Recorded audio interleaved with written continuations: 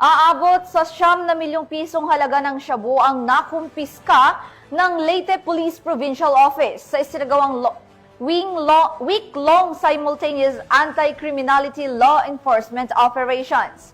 Magbabalita dyan si Patrolwoman Cristel Palafox.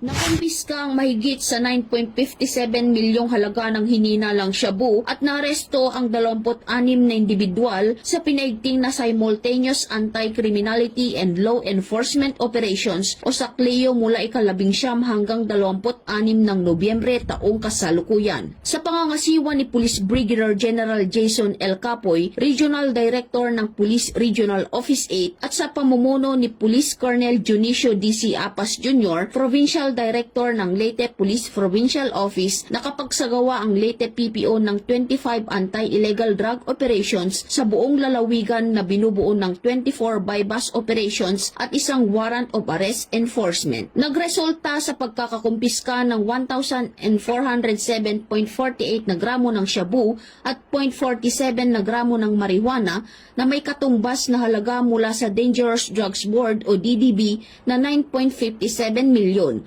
At 49 kaso ang naihain sa 28 na suspek sa hukuman. 26 ang naresto habang 2 ang nakatakas sa mga bypass operations. Ang 2 suspek ay kasalukuyang tinutugis at inihahanda na ang kanilang warrant of arrest upang matiyak ang kanilang pagkakadakip. Sa isinagawang operasyon, 3 ang itinuturing na high-value individuals habang 25 ang street-level individuals. Ang matagumpay na operasyon ay nagpapakita ng malawak at komprehensibong anti-drug strategy ng Leyte PPO. Patuloy na palalakasin at paigtingin ng Leyte Police Provincial Office ang kampanya laban sa ilegal na droga upang mapanatili ang kaayusan, kapayapaan at kaligtasan sa komunidad at maprotektahan ang mamamayan mula sa pinsalang dulot ng paggamit ng ipinagbabawal na gamot. Mula dito sa Eastern Visayas, ako ang inyong PNN correspondent, Patrolwoman Palafox, alagad ng batas, tagataguyod ng Balitang Pulis.